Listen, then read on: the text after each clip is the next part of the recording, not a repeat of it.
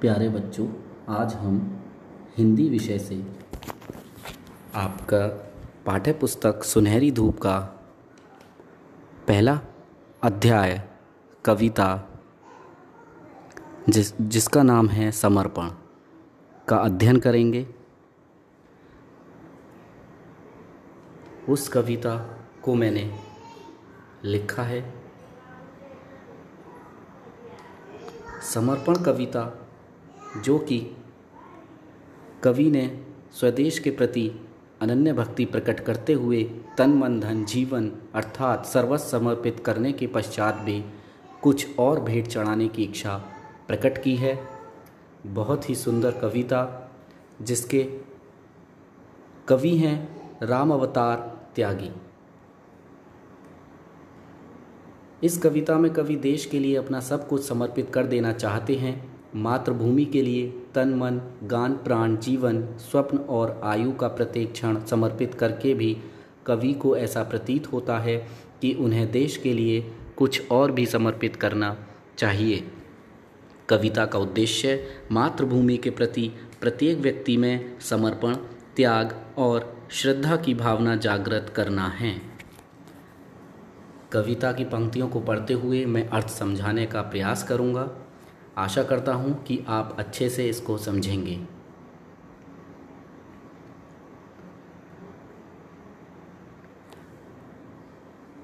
मन समर्पित तन समर्पित और यह जीवन समर्पित, चाहता हूं देश की धरती तुझे कुछ और भी दूं।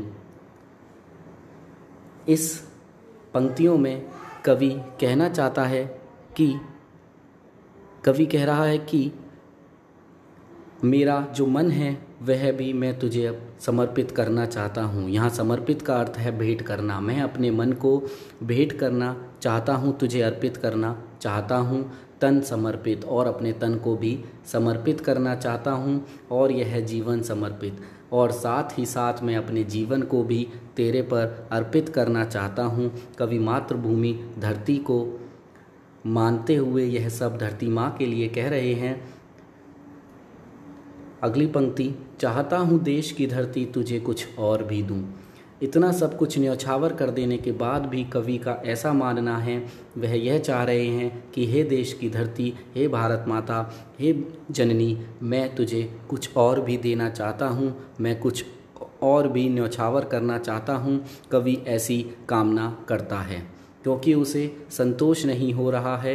वो अपना जीवन, अपना तन, अपना मन सब समर्पित करना चाह रहा है, अपना सब कुछ भेंट कर रहा है। उसके बाद भी उसकी इच्छा है कि वह अपना सब कुछ न्यौछावर कर दे। माँ तुम्हारा ऋण बहुत है मैं अंकिंचन, किंतु इतना कर रहा फिर भी निवेदन। थाल में लाऊं सजा कर भाल जब भी, कर दया स्वीकार लेना यह समर्पण। बहुत ही सुंदर पंक्तियाँ कवि के द्वारा देखेंगे इसमें। माँ तुम्हारा ऋण बहुत है। देखिए ऋण शब्द आया है। ऋण का अर्थ होता है, आप जानते होंगे, एक तो ऋण का अर्थ होता है उधार लेना, ठीक है, उधार। और अगर हम इसी के अपोजिट बात करें उऋण का मतलब होता है कि उधार को चुकाना, ठीक है। इसको हम मिसकंसेप्शन भी करेंगे और इसका देखेंगे मिसकंसेप्शन। आप उत्तर पुस्तिका में अपने करें मिसकंसेप्शन को। माँ तुम्हारा ऋण बहुत है मैं अंकिंचन। अंकिंचन मतलब होता है निर्धन, दरिद्र, तुच्छ। तो कवि कह रहे हैं, हे माँ तुम्हारा ऋण मेरे ऊपर इतना है, तुम्हारा कर्जा मेरे ऊपर बहुत है, तुम्हारा उधार मेरे ऊपर बहुत है। मैं एक निर्धन, मैं एक तुच्छ प्राणी हूँ और तुम्हारा मेरे ऊपर बहुत ऋण है। किंतु इतना कर रहा फिर भी निवेदन, फिर भी यह निवेदन है। क्या निवेदन कर रहा है वो? थाल में लाऊं सजा कर भाल जब भी। वह निवेदन कर रहा है कि मैं जब भी थाल में अपना सिर सजाकर तुम्हें समर्पित करने आऊं, कर दया स्वीकार लेना यह समर्पण। तुम दया कर कर अवश्य स्वीकार कर लेना। मेरा गीत, मेरे प्राण और एक एक रक्त बिंदु तुम्हें समर्पित है। वह अपना सब कुछ न्यौछावर कर देना चाहता है और वह निवेदन कर रहा है, मतलब कि नम्रता पूर्वक आग्रह कर रहा है कि भाल, भाल का मतलब होता है मस्तक, ठीक है। थाल में लाऊं सजाकर भाल जब भी, आपकी समझ में आ गया होगा कि वह अपने एक थाल में अपना मस्तक भी सजाकर पेश कर रहा है, प्रस्तुत कर रहा है भारत माता मातृभूमि के आगे, और कह रहा है कि दया को स्वीकार कर लो। इस जो कुछ भी वह देना चाहता है, और उसके बाद भी वह क्या कह रहा है कि हे देश की पुण्य भूमि, मैं कुछ और न्यौछावर करना चाहता हूँ। आगे देखेंगे। गान अर्पित प्राण अर्पित, रक्त का कण कण समर्पित, चाहता हूँ देश की धरती तुझे कुछ और भी दूँ। मांझ दो तलवार को लाओ ना देरी, बांध दो कसकर कमर पर ढाल मेरी। भाल पर मल दो चरण की धूल थोड़ी, शीश पर आशीष की छाया धनेरी। बहुत सुंदर पंक्तियाँ कवि के द्वारा। देखिए, पहला, गान अर्पित प्राण अर्पित, रक्त का कण कण समर्पित। वह क्या कह रहा है कि मेरा सब कुछ समर्पित है, मेरे प्राण भी समर्पित हैं, मैं अपना सब कुछ तुम पर समर्पित कर रहा हूँ।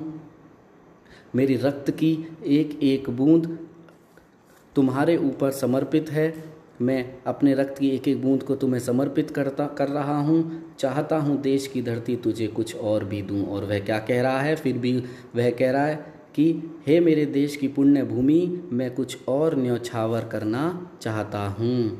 कवि इन पंक्तियों में कह रहा है कि मैं अपना सब कुछ न्यौछावर कर रहा हूँ, लेकिन उसके बाद भी उसका मन है कि वह और कुछ भी न्यौछावर कर दे, जिससे कि वह अपनी भारत भूमि का जो ऋण है उसे चुका सके। ठीक है, आगे की पंक्तियाँ। मांझ दो तलवार को लाओ ना देरी। कवि अब इसमें अनुरोध करता है कि हे माता, थोड़ा भी विलंब किए बिना मेरी तलवार की धार पैनी कर मुझे दे दो। वह क्या कह रहा है कि जो मेरी तलवार की धार है, तलवार मांझने का मतलब होता है तलवार की धार को पैना करना, ठीक है। तलवार की धार को मुझे दे दो, मेरी पीठ पर ढाल बांध दो। कमर पर ढाल बांधना मतलब मेरी कमर पर ढाल बांध दो। भाल पर मल दो चरण की धूल थोड़ी।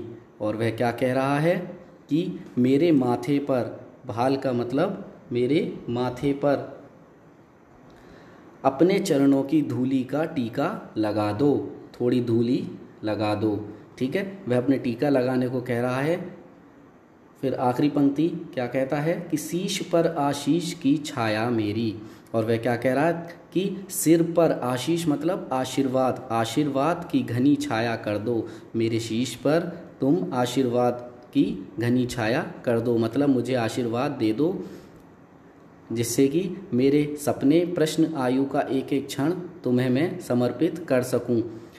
लेकिन फिर भी वह क्या कह रहा है कि हे मेरे देश की धरती, मैं तुम पर कुछ और भी न्यौछावर करना चाहता हूँ। उसका मन अब भी नहीं मान रहा है इतनी बात पर भी, और वह सब कुछ न्यौछावर करना चाहता है।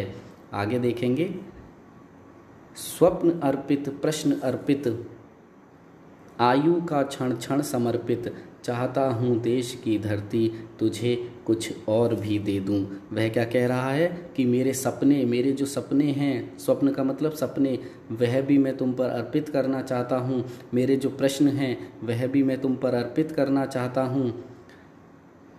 आयु का क्षण क्षण समर्पित। और वह क्या कह रहा है कि जो मेरी आयु है उसका मैं एक एक क्षण तुम्हें समर्पित करना चाहता हूँ। मतलब कि एक एक पल, मेरी आयु का जो एक एक पल है, जो समय है, वह मैं सब तुम पर समर्पित करना चाह रहा हूँ। और उसके बाद भी कहता है कि हे देश की धरती, मैं तुझे कुछ और भी न्यौछावर करना चाहता हूँ। तोड़ता हूँ मुँह का बंधन क्षमा दो, गाँव मेरी द्वार घर मेरी आंगन क्षमा दो, आज सीधे हाथ में तलवार दे दो और बाएं हाथ में ध्वज को थमा दो। प्रस्तुत पंक्तियों में कवि क्या कह रहा है कि उसने जो अपने गांव से, देश से, आंगन से, और जो देश की रक्षा करने के लिए जाते हुए दूरी बना ली थी, मतलब कि वो अपने गांव से जब चल रहा है, देश से चल रहा है, अपने आंगन से चल रहा है, तो उसने अपनी देश की रक्षा के लिए उन सब से दूरी बना ली। वो इन सब से क्या कह रहा है कि मुझे क्षमा कर दो, क्षमा मांग रहा है। और क्या कह रहा है, आज सीधे हाथ में तलवार दे दो। और वो क्या कहता है कि उसे एक हाथ में तलवार दे दो और बाएं हाथ में ध्वज।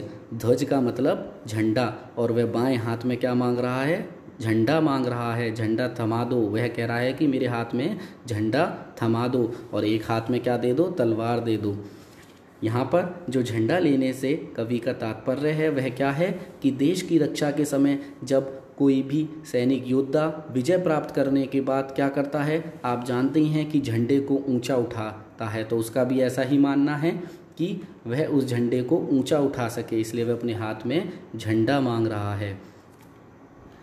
आगे की पंक्तियाँ, सुमन अर्पित चमन अर्पित। सुमन का मतलब होता है फूल और चमन का मतलब होता है उद्यान, बगीचे जो होता है हमारा, ठीक है। तो वह क्या कह रहा है कि सुमन अर्पित, वह कहता है हे धरती तुझ पर फूल और उद्यान, नीड़ का तृण तृण समर्पित। नीड़ मतलब क्या होता है, घोंसला, और तृण तृण मतलब उसका हर एक तिनका, तृण तृण तिनका। वह कहता है कि मैं तुम पर फूल भी न्यौछावर करना चाहता हूँ और उद्यान भी न्यौछावर अर्पित करना चाहता हूँ, और साथ में जो घोंसले का हर एक तिनका, अर्थात यहाँ से देखिए इसने तुलना की है किससे, नीड़ के तिनके से। किसकी तुलना की है, अपने घर की, अर्थात घर की हर एक वस्तु देश को समर्पित करना चाहता है। और इतना सब कुछ देने के बाद भी वह संतुष्ट नहीं है और धरती माँ को कुछ और भी देना चाहता है। तो लास्ट लाइन वही है कि चाहता हूँ देश की धरती तुझे कुछ और भी दूँ। और धरती माँ को सब कुछ देना चाहता है, क्योंकि कवि को ऐसा लगता है कि मातृभूमि का कर्ज उनके ऊपर बहुत बड़ा है। इतना कर्ज है कि उस मातृभूमि का उस पर कि वह उसको चुका नहीं सकता। अपना उसने सब कुछ, जीवन, तन मन धन सब कुछ न्यौछावर कर दिया है, उसके बाद भी उसको ऐसा लगता है कि वह मातृभूमि के कर्ज को पूरा नहीं कर सकता, इसलिए वह अपना सब कुछ न्यौछावर करना चाहता है। ये कविता आपको बहुत अच्छे से समझ में आ गई होगी और आशा करता हूँ कि आप इसके प्रश्न उत्तर को स्वयं भी कर सकते हैं। और मैं सभी विद्यार्थियों से कहना चाहता हूँ कि आप अपनी उत्तर पुस्तिका में इसके प्रश्न उत्तर और जो हमारी कविता है इसके भावार्थ को करेंगे।